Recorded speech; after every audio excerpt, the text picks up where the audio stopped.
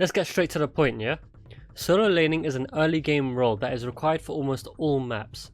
If you draft without one on a map where it is required, you will quickly realize that you've made a terrible mistake.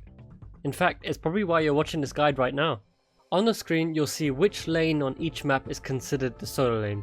Usually this is the lane that is furthest or the safest lane, so that you are not susceptible to ganks. However, some other maps are not as clear cut. Here, with the exception of Haunted Mines, the solo lane is map dependent, comp dependent, as well as playstyle dependent. On Garden of Terror, you will want to send your solo laner on a lane which you are not planning to push with the Terror itself. This way you can get more potential structure damage on the more important lanes. On Sky Temple it alternates. Your solo laner will start at the bottom lane, and then once the first set of objectives have finished, the solo laner should go to the top lane, whilst your team now focuses on Merc control and bot lane pressure. Blackheart's Bay depends on your comp. Some teams like to have one person soloing top and mid lanes. This is usually a hero with exceptional wave clear, but this is a person that's also very easy to gank. So other teams may prefer to just leave a solo laner on the bot lane, and the rest will have more focus around top and mid lanes with camps. In Cursed Hollow, you will want to send a solo laner on the lane that goes against the enemy easy camp. So if you start on the left side, you would want to send a solo laner on the bot lane.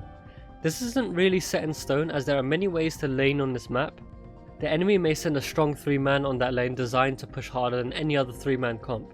This is where the draft becomes important, so you can predict tactics such as this and of course adapt your playstyle accordingly. Warhead Junction is a strange one. In my experience, usually the solo laner will be in the top lane, but it's not wrong to have one on the bottom lane either. It really depends on a team. Personally, I prefer more pressure on the bot lane, as the top boss is usually ignored and most team fights occur from the watchtower and below. Okay, so you now know where you should be going as a solo laner on each map. But what qualities do you look for in a a solo laner? Generally speaking, you would want your solo laner to have some sort of self-sustain, so that you do not die. Your primary objective is to soak the lane, not wave clear and not siege damage. Just think of yourself as an EXP sponge. You could have the best sieging tools in the game, but it wouldn't matter because eventually your health would be too low to even step out of your gates. Self-sustain isn't always mandatory, as there are special matchups where you don't need to heal yourself. For example, Greymane doesn't have any way to heal himself, but if you were to put him against a Dahaka who is really easy to kite, you'll find that he should take absolutely zero damage, and Dahaka will be forced to repeatedly Hearthstone and tap healing wells. Here are all the solo laners as of the date of this upload, on your screen right now. You'll notice that there are barely any specialists. Often one of the biggest mistakes for newer and lower league players is to throw their specialists such as Sylvanas on the solo lane. This is a huge mistake, as these heroes are far more valuable with the rest of the team, and most of them will get bullied out of the lane by the true solo laners. Now I know some of you slightly more experienced players are thinking, well, thanks Ryoma, tell me what I already know. Well, not to worry my silly friend, I've got something in store for you. I have worked quite hard to create a solo laner chart, so that you can see who has the favoured matchups based on the assumption that both players are of similar skill, where green is favoured, yellow is neutral, and red is unfavoured. The chart may look a bit dodgy in this video, but it's just the way it's been exported. You will very clearly be able to see the chart if you have a look at the image provided or the Excel document itself. Along with the standard colour matchup, I have created two sister charts.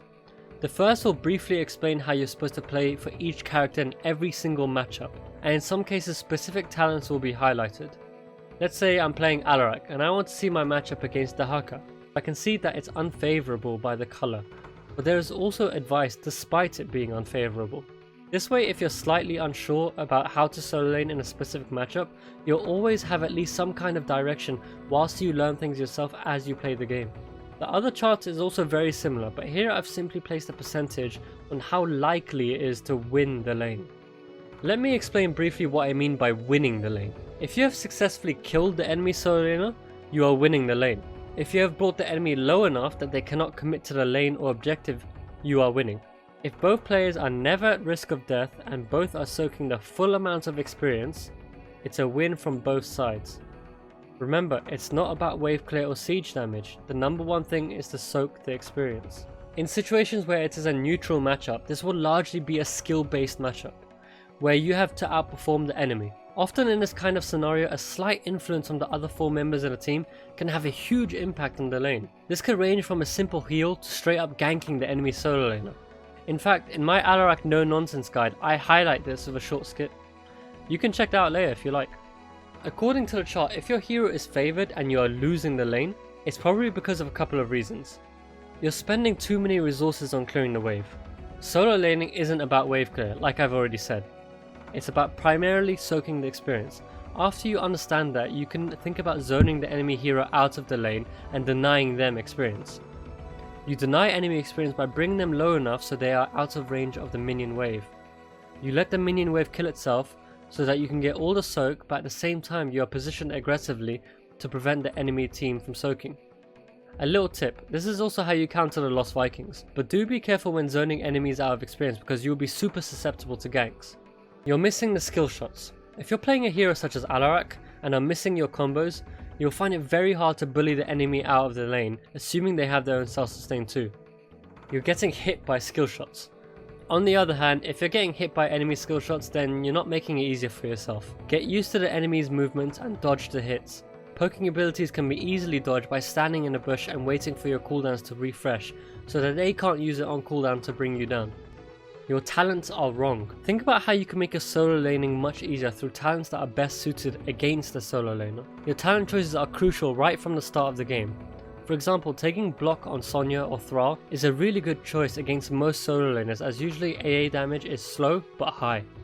I can't go into detail about every hero and how to solo lane with them, at least not in this single video, but hopefully with the chart I've provided and the general advice I've given, you'll feel a little more comfortable.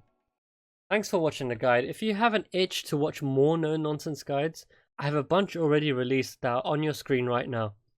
Also, if you'd like to watch me live, then join me on Twitch where I give live commentary on my plays and decisions. Till next time guys, see ya!